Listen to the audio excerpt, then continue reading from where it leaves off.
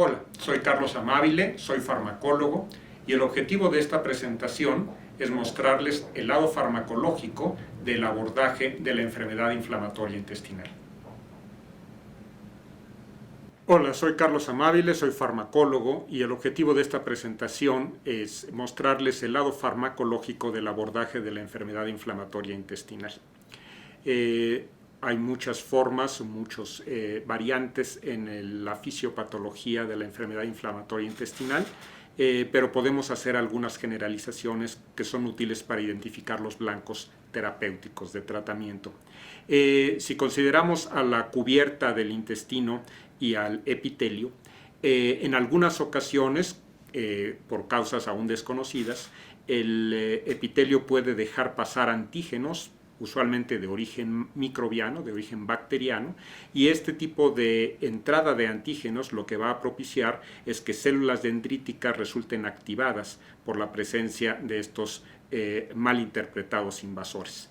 La activación de las células dendríticas desencadena en la lámina propia una cascada de señalización que involucra interleucinas y otras moléculas de señalización que van a activar a los linfocitos T de diferentes líneas.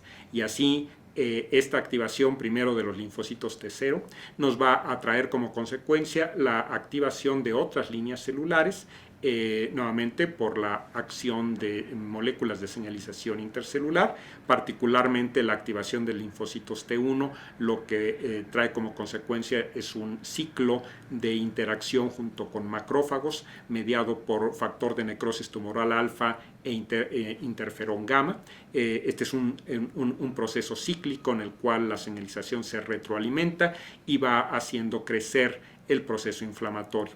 A nivel endotelial, ya en la frontera con la sangre, la expresión de integrinas va a traer como consecuencia la infiltración de células blancas hacia el tejido inflamado. Todos estos factores van a tener modificaciones dependiendo del proceso inflamatorio del que se trate, pero podemos entender que es una inflamación cabal, un proceso que lleva consigo toda la señalización celular y molecular que una inflamación típica contiene. Habiendo identificado estos elementos, lo que resta es revisar en dónde es que farmacológicamente podemos intervenir. Algunos medicamentos que han sido extremadamente útiles en el manejo de la enfermedad inflamatoria intestinal son la mesalazina y sus derivados. La mesalazina tiene un mecanismo de acción muy peculiar que explicaremos con más detalle en láminas subsecuentes. Baste decir ahorita que lo que ocurre con la mesalazina es que actúa a nivel de la expresión genética en muy diferentes líneas celulares, incluyendo las células epiteliales y los diferentes tipos de linfocitos, las células dendríticas, etc. Esto, insisto, lo revisaremos con más detalle en un momento. Otra línea terapéutica que ha sido más recientemente introducida es la que podríamos resumir o agrupar bajo el término de anti-TNF, siendo TNF el factor de necrosis tumoral alfa. Estos son todos productos o moléculas biológicas, ya sea proteínas de fusión o anticuerpos monoclonales, que discutiremos en un momento. El punto es que estas moléculas tienen solamente un blanco de acción muy específico, de alta selectividad, que es precisamente el factor de necrosis tumoral alfa, que sirve como molécula de señalización entre los linfocitos T y los macrófagos. Al romper este ciclo, interrumpimos también la cascada inflamatoria que está ocurriendo en la recubierta del intestino delgado o grueso. Hay otro abordaje terapéutico más antiguo y mucho más ampliamente utilizado, que es el de los glucocorticoides. Los glucocorticoides han sido moléculas inmunomoduladoras usadas durante muchos años. Su efecto es global sobre todo el proceso inflamatorio. Los glucocorticoides actúan sobre receptores citoplásmicos en prácticamente todas las células, y esto trae como consecuencia, en particular en las que están vinculadas al proceso inflamatorio, con una disminución de la cascada inflamatoria que involucra desde la producción de prostaglandinas hasta la producción de citocinas y otras moléculas de señalización intercelular. De este modo, los glucocorticoides tienen un efecto inmunomodulador, llamémosle global. Lo mismo puede decirse de otros inmunomoduladores que tienen una aplicación más como coadyuvante y que se utilizan no como monoterapia, sino como terapia combinada, en algunos casos particularmente refractarios. Una biomolécula, un fármaco de origen biológico, un anticuerpo monoclonal en particular, que es el natalizumab, es un anticuerpo que, a diferencia de los anteriores, no tiene como blanco al factor de necrosis tumoral alfa, sino a la integrina. La unión de este anticuerpo con las integrinas bloquea la infiltración celular, y esto pues solamente ayuda a impedir esta fase del proceso inflamatorio. Se han usado también con éxito en el manejo de la enfermedad inflamatoria intestinal. Y finalmente, otros fármacos que se han empleado también como coadyuvantes son los antibióticos, particularmente quinolonas y el metronidazol, que lo que hacen es disminuir la carga bacteriana a nivel intestinal y de ese modo disminuyen la presencia de antígenos, que son los que activan toda esta cascada en primer lugar. Desde luego, estas terapias solamente tienen una utilidad marginal y usualmente en forma combinada. Estos son los blancos de acción de las diferentes estrategias terapéuticas. Vamos a entrar con más detalle en las de la mesalazina un poco más adelante, pero revisemos algunas otras cuestiones que tienen que ver con la ubicación del proceso inflamatorio y con cómo llevar la terapia de manera dirigida a los sitios afectados. La ubicación y los patrones del proceso inflamatorio difieren dependiendo de la enfermedad de la que se trate. Si hablamos de enfermedad de Crohn, por ejemplo, podemos estar hablando de que esté afectado solamente la parte más terminal del intestino delgado. Podemos tener la combinación de una afectación del ilio terminal junto con algunos parches, algunas zonas del intestino grueso, o puede la enfermedad estar restringida al colon de manera específica. Por su lado, la colitis ulcerativa puede ser algo que afecte a todo el intestino grueso, lo que llamamos pancolitis. Podemos tener solamente la afectación del extremo distal, la colitis distal, o podemos tener la afectación solo del término del intestino grueso, lo que llamamos proctitis. De ese modo, esto es algo importante para identificar desde el punto de vista clínico, de modo que la terapia se dirija de manera específica al sitio afectado, pero también de manera inclusiva. Esto es, que no dejemos sin cuidar alguna parte utilizando terapias que solamente tengan un blanco o un sitio de llegada específico. La aplicación de fármacos tópicos, sobre todo en la presentación de la colitis ulcerativa, nos puede ayudar a restringir la llegada de fármacos solo a los sitios afectados, y de ese modo la utilización de supositorios, de espumas o incluso de enemas nos pueden ayudar a manejar colitis distal o proctitis, pero cuando la afectación es más integral y tenemos pancolitis u otras enfermedades inflamatorias que afecten incluso al intestino delgado, necesitamos una terapia más sistémica, un abordaje que usualmente requiere de la administración de fármacos por la vía oral.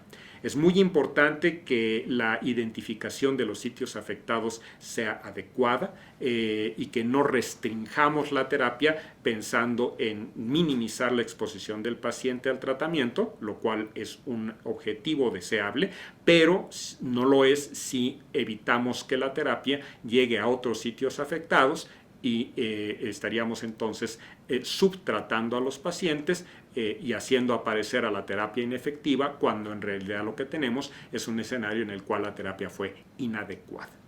La mesalazina, como había mencionado antes, tiene un mecanismo de acción muy particular que no hay que confundir con el de otros fármacos que parecen químicamente relacionados. La mesalacina es el ácido 5-aminosalicílico, y en la literatura original, cuando se empezó a explorar el mecanismo de acción de la mesalacina, dada la similitud estructural con el ácido salicílico, se pensó que compartían mecanismo de acción. El ácido salicílico es, al final de cuentas, el metabolito activo del ácido acetilsalicílico, y este es un conocido inhibidor de la síntesis de prostaglandinas de la enzima ciclooxigenasa.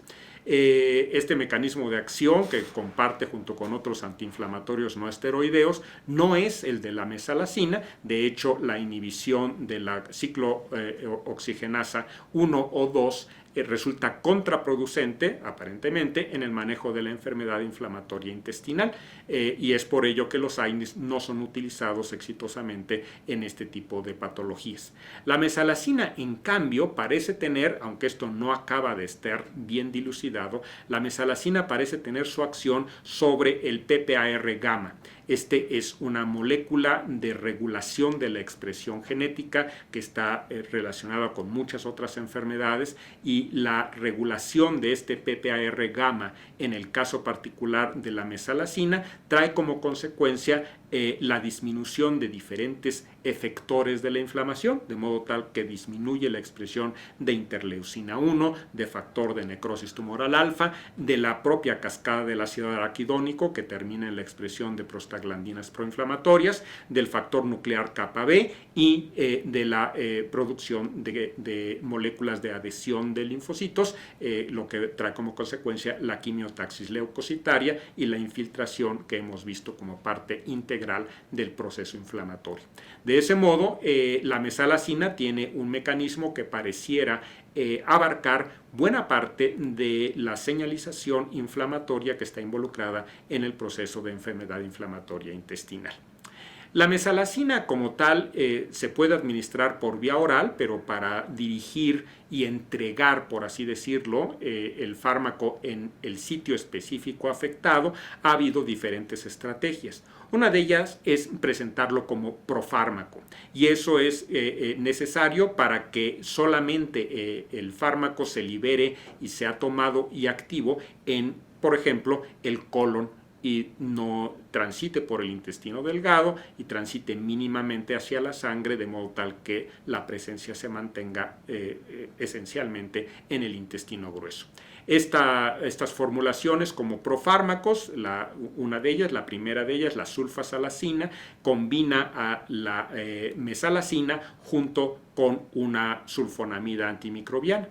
Esta molécula de gran tamaño no se absorbe por la mucosa intestinal, y no es sino hasta que llega al colon, en donde algunas enzimas azorreductasas, que son producidas específicamente por la microbiota del colon, bueno, estas enzimas rompen la molécula, liberan la mesalacina, y ahí es en donde empieza el efecto terapéutico. Esta es una forma bastante elegante de entregar el fármaco de manera específica en el colon, porque solamente allí están las bacterias productoras de la azorreductasa.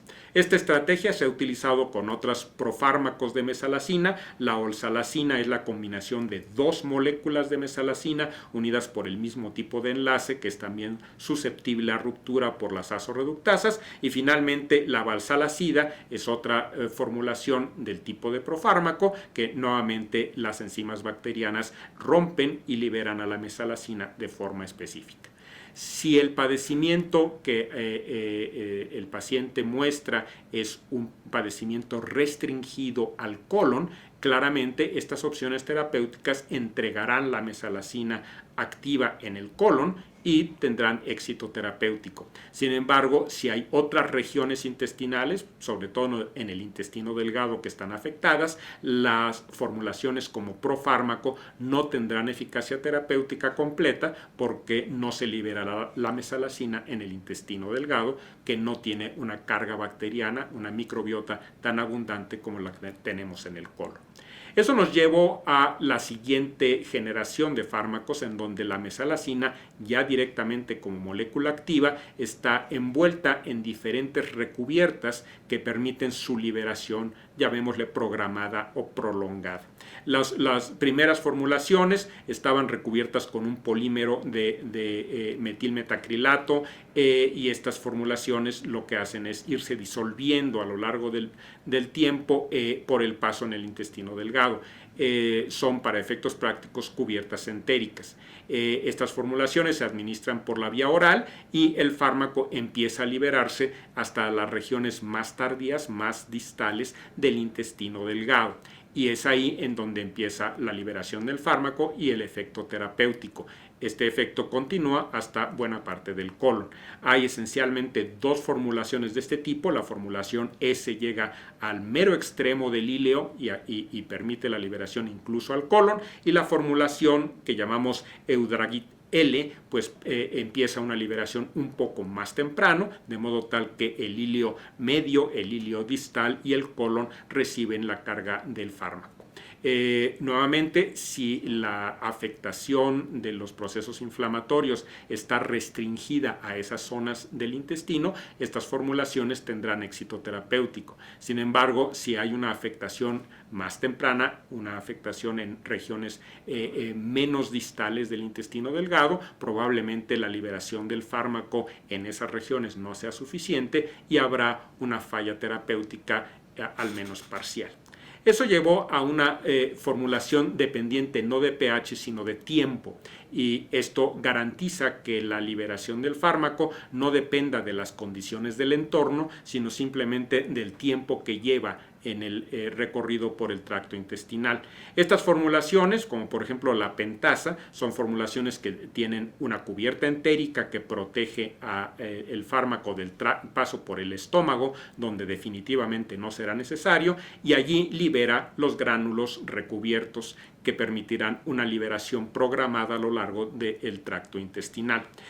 Los gránulos, los pequeños gránulos que están contenidos en el interior de la cubierta entérica, están a su vez recubiertos de etilcelulosa, y estos gránulos se liberan desde los 20 minutos después de la ingesta de la tableta. Los gránulos entonces empiezan su liberación a lo largo del tiempo de tránsito intestinal y a la hora estos gránulos están disponibles y empiezan a disolverse. Todo el tránsito intestinal puede llevar en el orden de 3 a 4 horas en promedio, y esta liberación va ocurriendo gradualmente a lo largo de todo el intestino delgado, de modo tal que cuando llegamos a la entrada del intestino grueso, 8 horas después de tomada la dosis, tenemos todavía mesalazina, 75% de la dosis original administrada aún contenida en microgránulos, 7% ya como fármaco libre, y esto tiene efecto terapéutico que se va a prolongar en el tránsito por el colon. Al final, cuando revisamos lo que se excreta de la dosis oral administrada, algo entre el 20 y el 50% del fármaco está siendo liberado, ya sea como mesalazina intacta o como el metabolito, que habrá sido absorbido, metabolizado y devuelto a la vía intestinal por la vía biliar fecal. Esto nos habla entonces de una importante presencia de fármaco activo aún en el extremo distal del colon. Esto lo podemos ver muy claramente en una curva farmacocinética que nos muestra cómo a partir de la segunda hora de tratamiento empieza la absorción del fármaco y se mantiene de manera prácticamente uniforme, sostenida durante 24 horas. Lo que están viendo en este momento es una curva de una sola dosis del fármaco, en puntos negros la mesalazina, en puntos blancos el metabolito, y en la parte de arriba de la curva pueden ir apreciando cómo el fármaco está atravesando diferentes regiones del tracto intestinal. La curva farmacocinética ya en estado estacionario, o sea, luego de dosis repetidas, nos muestra una concentración plasmática máxima que se alcanza a las 5,5 horas después de tomada la dosis y que está en el orden de 2 microgramos por mililitro.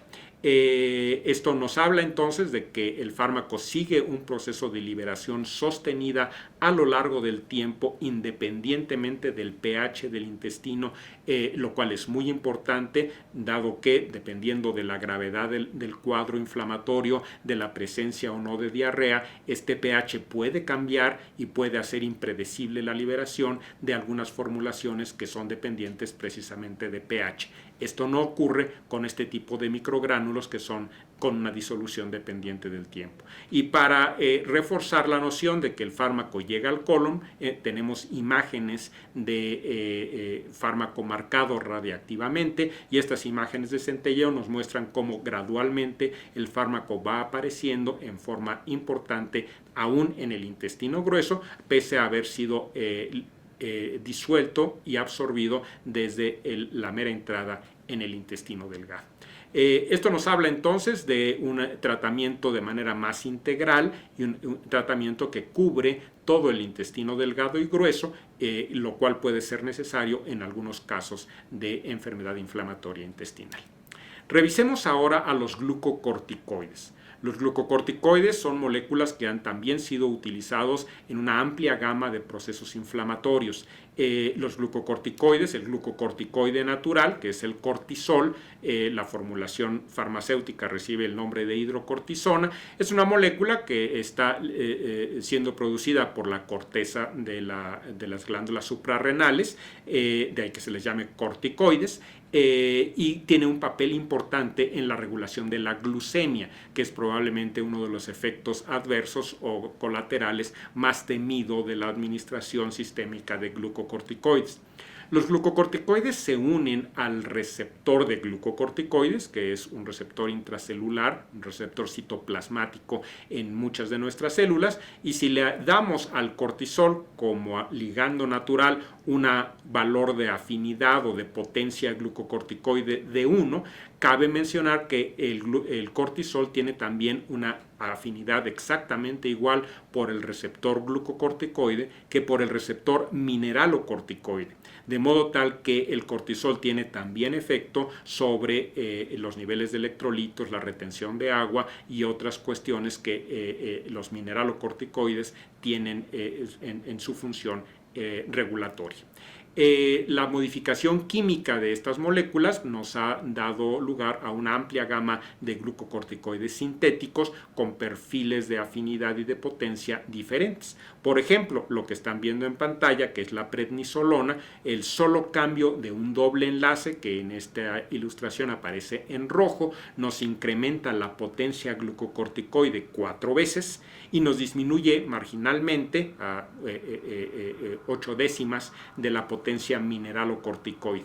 Es un cambio muy sencillo, pero es un cambio que nos permite emplear la prednisolona con mayor eficacia glucocorticoide que el cortisol mismo. En cambio, otras moléculas sintéticas que aparecieron más tarde, como por ejemplo la budesonida, los cambios estructurales con respecto al cortisol nuevamente están marcados en rojo, nos incrementan dramáticamente el efecto glucocorticoide, en el caso de la budesonida en 200 veces, mientras que disminuyen, de hecho desaparecen los efectos mineralocorticoides. Tenemos entonces en la budesonida un fármaco con extraordinaria potencia glucocorticoide y una altísima selectividad que evita los efectos mineralocorticoides que en muchas ocasiones pueden resultar indeseables. Cuando tenemos un proceso inflamatorio de cualquier índole, los glucocorticoides han sido empleados de manera sistémica o tópica de manera muy exitosa. Sin embargo, pues por el efecto global, el efecto tan ubicuo sobre diferentes aspectos de la fisiología celular, pues en ocasiones es temido. Por ejemplo, el efecto que tiene sobre la glucemia puede resultar peligroso en un paciente con diabetes o síndrome metabólico. Sin embargo, pues en ocasiones es necesario este abordaje importante, este abordaje sistémico con glucocorticoides, que se puede hacer con prednisolona oral o con otros glucocorticoides administrados por la vía intravenosa. intravenosa.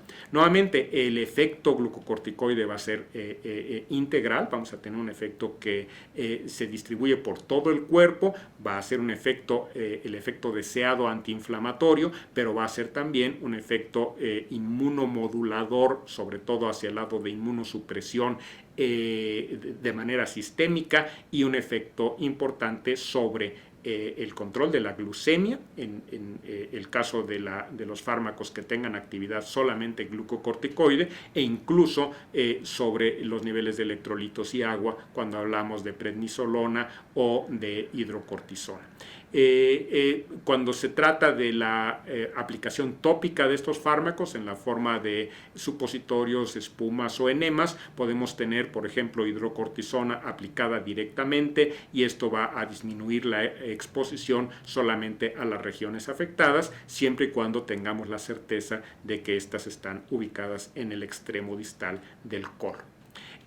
La budesonida, un fármaco que, como ya vimos, es mucho más potente glucocorticoide y es un glucocorticoide extraordinariamente selectivo, se puede administrar por la vía oral. Hay diferentes formulaciones para lograrlo. Algunos gránulos de, nuevamente, solubilidad dependiente de pH pueden ser administrados por la vía oral, y estos gránulos empiezan a disolverse en cuanto el pH cambia del medio muy ácido del estómago a un medio un poco más neutro, desde el punto 5.5 hasta el 6.4 de pH, que es mucho más típico del intestino delgado. Nuevamente, hay que recordar que cualquier afectación de los niveles de fluidos, de cuestiones o situaciones diarreicas, pueden modificar dramáticamente el pH intestinal y alterar la disolución de estos gránulos. Por otro lado, en el momento en el cual el gránulo cambia de un pH ácido a un pH más neutro, la disolución será instantánea, no es una disolución retardada, y esta disolución va a traer como consecuencia una presencia, podríamos considerar casi explosiva, instantánea del fármaco en el intestino, en algún sitio del intestino delgado, y a partir de ahí se establecerá un gradiente a la baja que probablemente no alcance al intestino grueso, o lo alcance solamente en los extremos proximales y no llegue a los extremos distales. Otras formulaciones de liberación retardada son más sofisticadas, y aquí tenemos una que incluye a una cubierta entérica y a gránulos de liberación mucho más programada. Esta es la formulación conocida como MMX. Esta formulación es administrada por la vía oral. La cubierta entérica se disuelve rápidamente después del paso por el estómago, dejándonos una siguiente capa de disolución más dependiente de pH. Esta capa secundaria se disolverá en el tránsito por el intestino delgado, de modo tal que al final del intestino delgado tengamos los gránulos ya libres, y estos gránulos están recubiertos de un polímero que lentamente se va hidratando. La hidratación del polímero permitirá entonces que los gránulos con el fármaco queden expuestos al agua y empiecen su proceso de disolución. De esta manera, la budesonida empieza realmente a liberarse desde el extremo distal del intestino delgado y a lo largo de todo el colon. Los gránulos por sí mismos son también de una liberación sostenida, una liberación lenta, y esto va a permitir una exposición gradual a lo largo de todo el intestino grueso. Nuevamente, con imágenes derivadas del uso de budesonida marcada radiactivamente, podemos ver la presencia del fármaco distribuida de manera homogénea en todo el colon. Estas formulaciones nuevamente nos permiten la entrega específica del fármaco en los sitios afectados. Es muy importante, en consecuencia, identificar la extensión de las lesiones inflamatorias para elegir adecuadamente tanto el tipo de formulación como el tipo de fármaco que se empleará para el manejo de este tipo de afecciones. Una subadministración, ya sea en el terreno del tamaño de la dosis o la utilización inadecuada de formulaciones tópicas o de formulaciones que no cubran todo el tramo intestinal afectado, traerán como consecuencia inevitable una falla terapéutica al menos parcial. Con respecto a las biomoléculas que recientemente, en forma comparativa con la mesalazina y los glucocorticoides, han hecho su entrada en el manejo de la enfermedad inflamatoria intestinal, no quisiera detenerme mucho en mecanismos de acción y en sus capacidades terapéuticas, sino simplemente en hacer algunas distinciones del tipo de molécula y de cómo esto puede impactar su eficacia y su seguridad. La gran mayoría de estas biomoléculas tienen un blanco particular que, como hemos visto, es el factor de necrosis tumoral alfa, una molécula importante en la señalización entre linfocitos y macrófagos. Este factor de necrosis tumoral alfa es una molécula que está presente a nivel citoplásmico y a nivel extracelular, de modo tal que se le puede hacer blanco de diferentes moléculas que se unan específicamente a ella. Una de las primeras biomoléculas en llegar al mercado y que tiene como blanco al factor de necrosis tumoral alfa resulta de la fusión de dos proteínas. Una es el receptor del factor de necrosis tumoral alfa, una proteína que se expresa en la membrana de las células, que resultó fusionada por tecnologías de DNA recombinante con el extremo distal, las cadenas de unión a complemento de los anticuerpos de origen humano. La fusión de la región receptora, del dominio extracelular del receptor, junto con estas cadenas de los anticuerpos de origen humano, nos dan lugar a una proteína de fusión, y esto es lo que se conoce como etanercept. Se tiene entonces a una molécula que reconoce de manera específica, como lo hace el receptor, al factor de necrosis tumoral alfa, y que nos deja las pequeñas colitas de los anticuerpos humanos para ser reconocidos por el complemento y para ser inactivado el factor de necrosis tumoral alfa en consecuencia. Otros acercamientos un poco más tardíos involucran la formación de anticuerpos monoclonales en ratones. Se inyecta el factor de necrosis tumoral alfa humano a un ratón, el ratón genera anticuerpos contra esta proteína que le es extraña, y más tarde lo que se hace es fusionar la región hipervariable de estos anticuerpos con el resto, llamémosle el chasis de un anticuerpo humano. Estas proteínas, nuevamente proteínas, aquí ya no hablamos proteínas de fusión, sino de anticuerpos quiméricos. El primero de ellos es el infliximab. El infliximab es un anticuerpo que tiene alrededor de 30% de proteína de origen murino, o sea, todavía lo que queda del anticuerpo desarrollado en el ratón, y un 70% aproximado de anticuerpo de origen humano. El desarrollo gradual de la biotecnología nos ha permitido desarrollar anticuerpos netamente humanos contra el factor de necrosis tumoral alfa. Este es el caso de la adalimumab. Esto no implica que se hayan desarrollado en seres humanos, también se desarrollan en ratones. Sin embargo, esto se hace ya sea por técnicas que involucran la expresión diferenciada de proteínas en bacteriófagos, en virus que afectan a las bacterias y que se pueden manipular genéticamente, o en ratones transgénicos que naturalmente expresan anticuerpos humanos en vez de anticuerpos de ratón. Lo que se logra en este caso es un anticuerpo que es, para efectos prácticos, indistinguible de un anticuerpo humano dirigido contra una proteína humana como es el factor de necrosis tumoral alfa. Finalmente, otro biofármaco, otra biomolécula, tiene como blanco a la integrina. Esta es una variante de la biotecnología en lo que hace a anticuerpos monoclonales. Nuevamente se inyecta integrina en un ratón, el ratón genera un anticuerpo monoclonal y el anticuerpo es entonces utilizado para que las regiones, los dominios de la proteína que se encargan de reconocer el antígeno sean los únicos trasladados a un anticuerpo completamente humano. Aquí la fracción de proteína murina, de proteína originaria de ratón, disminuye por debajo del 10%, y esto es lo que llamamos un anticuerpo humanizado. Ese es el caso del natalizumab. Aparecen en los nombres de cada uno de estos fármacos la parte de los sufijos aprobados por la Organización Mundial de la Salud para identificar a los diferentes tipos de anticuerpos. El XI en medio de infliximab nos habla de un anticuerpo quimérico, el SU en medio de natalizumab nos habla de un anticuerpo humanizado, y la U en medio del adalimumab nos habla de un anticuerpo netamente humano. ¿Por qué ha evolucionado la biotecnología de este modo? ¿Por qué hemos ido teniendo desde quiméricos hasta humanizados hasta humanos? Bueno, una de las razones más importantes ha sido que este tipo de proteínas, ya sea las proteínas de fusión, que pese a tener todos sus componentes de origen humano, son al final de cuentas proteínas quiméricas que no ocurren de manera natural, o los anticuerpos quiméricos o humanizados que conservan todavía regiones de la proteína de origen murino.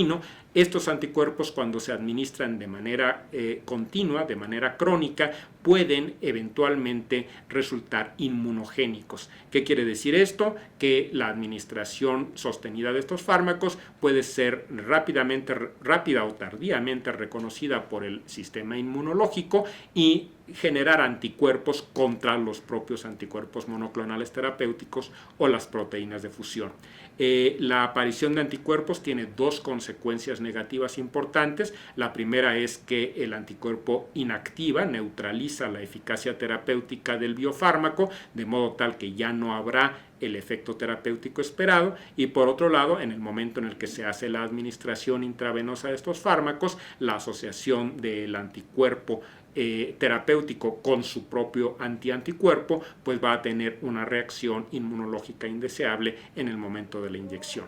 De ese modo se disminuye tanto la eficacia como la seguridad de estas terapias. Esto es algo que ocurre en no todos los pacientes, pero sí en una fracción importante, y que ocurre no necesariamente desde la primera dosis, sino que el riesgo se va incrementando conforme el tratamiento se va sosteniendo a lo largo del tiempo. Ese es el primer riesgo importante que tienen todas estas terapias dirigidas contra el factor de necrosis tumoral alfa. El segundo, y es algo que hay que considerar, es que este modulador, este inmunomodulador, es una molécula que tiene una presencia ubicua en toda la respuesta inmunológica, tanto a procesos infecciosos como a procesos neoplásicos, de modo tal que si suprimimos la presencia de factor de necrosis tumoral alfa a nivel sistémico, y estos fármacos no se pueden administrar de manera tópica, la administración debe de ser sistémica intravenosa, lo que tenemos como consecuencia es una inmunosupresión sistémica que dura mientras dure la terapia. De este modo, estos acercamientos a la enfermedad inflamatoria intestinal no debieran de ser la primera opción terapéutica, sino manejados solamente en casos refractarios a las terapias menos agresivas y que pueden ser mucho más dirigidas, como es el caso de la mesalazina y de los glucocorticoides administrados de manera específica y selectiva al tracto intestinal. Esto nos lleva entonces a algunos conceptos finales que pudiera valer la pena remarcar a modo de conclusión. El manejo farmacológico de la enfermedad inflamatoria intestinal debe de considerar el tipo de enfermedad y su localización, de modo tal que la entrega del fármaco de manera selectiva, de manera localizada a los segmentos intestinales afectados, sea bien dirigida. Esto va a incrementar la eficacia y a disminuir los efectos adversos que todas estas terapias pueden conllevar si se administran de forma sistémica. Las dos líneas terapéuticas más exitosas, excluyendo desde luego a aquellos casos refractarios, son el uso de mesalazina y los glucocorticoides. En este caso, el caso final, la budesonida ofrece opciones interesantes por ser un fármaco particularmente selectivo, y la liberación específica de la budesonida en el tracto intestinal se puede lograr por diferentes mecanismos. Hay otras opciones, hay inmunomoduladores que se pueden utilizar como terapia adyuvante, hay moléculas biológicas que han tenido éxito en otro tipo de enfermedades autoinmunes.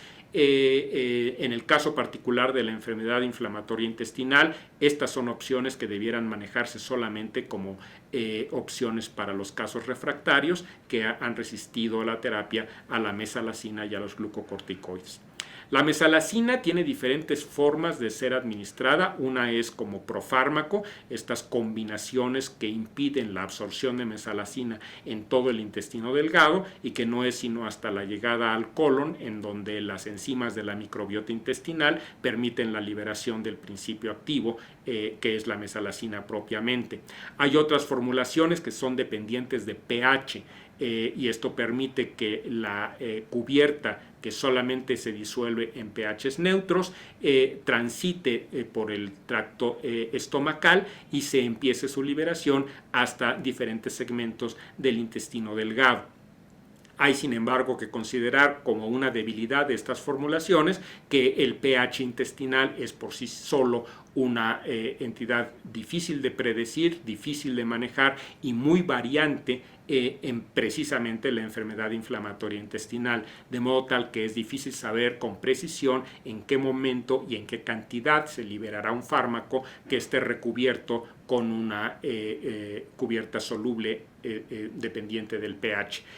Hay otras formulaciones que son dependientes del tiempo y estas van a permitir una liberación gradual, una liberación programada a lo largo de todo el tránsito intestinal, de manera tal que se alcance desde la salida del estómago y el inicio del intestino delgado hasta el extremo distal del intestino grueso. Estas formulaciones serían las más adecuadas para afectaciones a lo largo de todo el tracto intestinal. Por el lado de los glucocorticoides no selectivos, los que tienen al mismo tiempo actividad glucocorticoide y mineralocorticoide, pues son riesgosos para efectos sistémicos, pueden ser necesarios en algunos casos particularmente graves de enfermedad inflamatoria intestinal, pero pues las formulaciones más selectivas y más dirigidas a los sitios afectados nos van a disminuir el riesgo de efectos adversos. La budesonida en ese sentido es un fármaco muchísimo más potente, 200 veces más potente como glucocorticoide, con una alta selectividad al no tener efecto mineralocorticoide y con una muy baja biodisponibilidad. Esto, particularmente en la formulación MMX, permite una liberación exclusivamente en el colon, de modo tal que no se absorbe en la mucosa del intestino delgado, y esto disminuye aún más la biodisponibilidad sistémica del fármaco cuando se administra por la vía oral. La elección adecuada de la terapia nos va a permitir una muchísima mayor probabilidad de éxito terapéutico.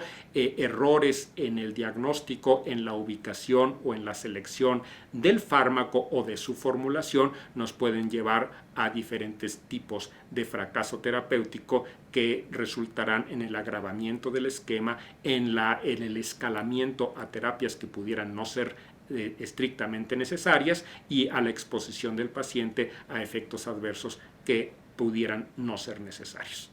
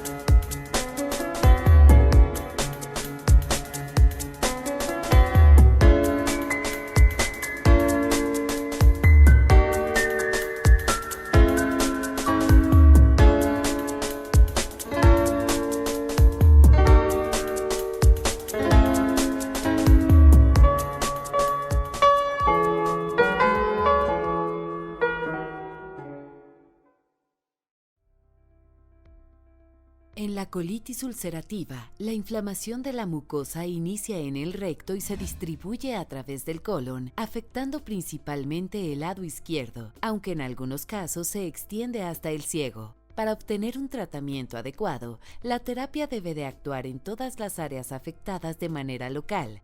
Tal es el caso de la budesonida. La budesonida es un corticosteroide que tiene un bajo perfil de efectos adversos, el cual está indicado para el tratamiento de colitis ulcerativa de leve a moderada. Gracias a su extenso metabolismo de primer paso, la budesonida tiene una baja absorción sistémica, por lo que tiene un perfil similar al del placebo. Las formulaciones convencionales de budesonidas orales no alcanzan las concentraciones terapéuticas necesarias en el colon distal. Para un mejor control de liberación enfocado en el colon, Ferring desarrolló un innovador sistema de liberación colónica basado en un sistema multimatriz que le permite llevar la budesonida específicamente a las zonas inflamadas. Cortiment MMX es una tableta de budesonida envuelta en una matriz lipofílica rodeada de polímeros hidrofílicos y una cubierta resistente que se disuelve hasta que la tableta llega al ileón. Cuando entra en contacto con el líquido intestinal, los polímeros se expanden convirtiendo la tableta en un gel viscoso, liberando la budesonida de forma controlada por todo el colon. De esta manera, el efecto antiinflamatorio de la budesonida es eficaz en el tratamiento de la colitis ulcerativa distal y proximal. Cortiment MMX es un potente corticosteroide local gracias a su sistema de liberación colónica indicado para el tratamiento de la colitis ulcerativa de leve a moderada.